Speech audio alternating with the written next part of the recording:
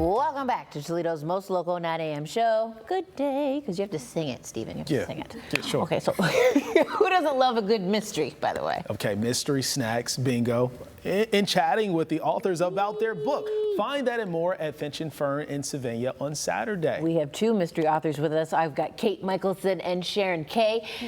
Thank you so much for joining us this morning. Thank you. Our pleasure. Yeah. So, books. Yes. Oh my goodness. Mystery books at that. Yes, mysteries. Yeah, so let's talk about it. So tell us about what folks can experience on Saturday. Okay. Well, it's at Finch Fern Bookstore in Sylvania on Main Street. And it's just a celebration of the mystery genre because obviously Sharon and I love mysteries, and I feel like mysteries are kind of having a moment right now with lots of remakes and great movies out there. And we just wanted to celebrate the genre with a little mystery trivia, some mystery themed bingo where we'll sort of announce mystery tropes and play bingo that way. And then we'll do a scavenger hunt in the store too. Oh, that's And we'll have some fabulous prizes, of course, yeah. And coffee and snacks too. And since it's going to be super hot that day, I have some iced coffee I'll bring. Okay, Yeah. okay, nice. Because everyone needs a little variety when it comes to that coffee definitely. thing. So Sharon, let's talk about your books. I see here. So you have have three? 3 of them. Okay, so let's talk about them. So is this a progressive series? Yes, it is. It's a cozy mystery series, and it is about a college student. And she goes to a university, she commutes there, and she keeps finding herself in the middle of murders that are happening on campus, and they're happening in the community, and this is all taking place in the mid-1970s. So along the way, she discovers some scandals in the town and secrets, and there's a mysterious person lurking in the shadows. And I kind of have an overreaching arc with each story is complete, each mystery, but then there's an overriding storyline going with this mysterious person who's causing a lot of trouble. Okay, She's okay. got to take care of it. Is this a real university, or is this one that you've created? It's loosely influenced by my time at Bowling Green State University. Okay. Where I attend in the mid-1970s.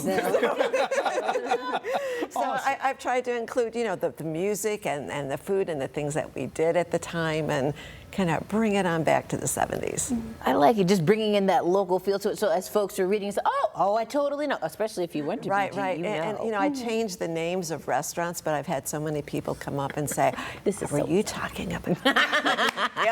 Yep. That's great. The relatability with things is really cool, and you do that as well in your mystery because it's based on Ohio.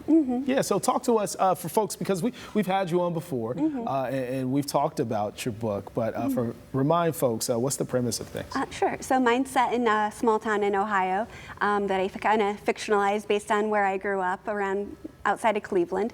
And it's about a woman who is having some medical issues that she can't really diagnose. And around the same time, the one person who really understands what's going on with her health is killed, and this woman's brother becomes the prime suspect. So she ends up having to solve a murder mystery and her own medical mystery. Ooh. Yep. Yes, so 2 mysteries in one.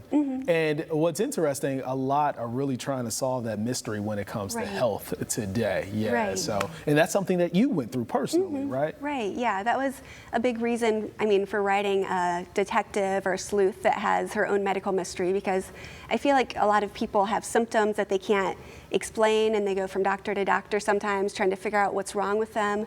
And you sort of become your own detective, trying to gather all the information and put it together and analyze it and then figure out how to treat it maybe once you know what you have. So I thought, well, someone with these skills would be great. As a detective. Yeah, exactly. Yeah. I love it. So then in terms of, be honest, because of course you wrote it, so you know you can read it. Is this an easy read? Am I going to sit and eat this up? Or, do I need to take some time and make sure that it's quiet? Should I read this in the daytime? How frightened will I get? I need my details. So not scary at all. But people have told me they pick it up and they sit down and then they don't get up, so they read it in a day or a weekend sometimes. So great. I think it's a page turner. And then I've read Sharon's, and hers is definitely a page turner too. Lovely. But mine you can definitely read and turn off the lights and not be scared. Okay. Okay, so I'm not frightened by any of the books. I'm already on it. That's Okay. nice. So Sharon, what does it mean to you to do this, be at this event at Finch and Fern, and be around so many people who just love the genre of mysteries? Oh, I think that's exciting, and also to get their feedback about what is it they like or which characters they like. I always enjoy hearing, because I have a little bit of a romance going in. Are they Team TJ? Are they Team Craig? Or are they looking for somebody else? It's fun to get that input. Yeah, lovely. So inspiration for you, BGSU, of course, right? But where is the inspiration for mysteries coming in for you?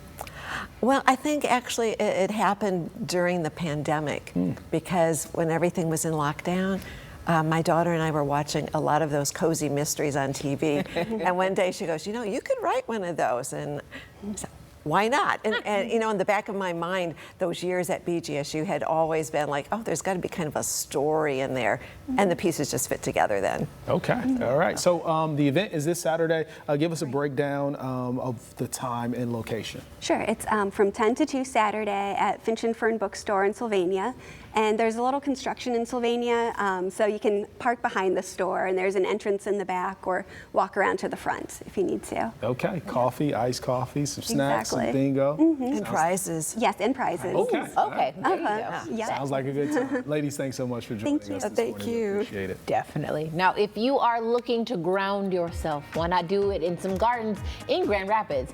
And why people want to walk through their plant shows when Good Day returns.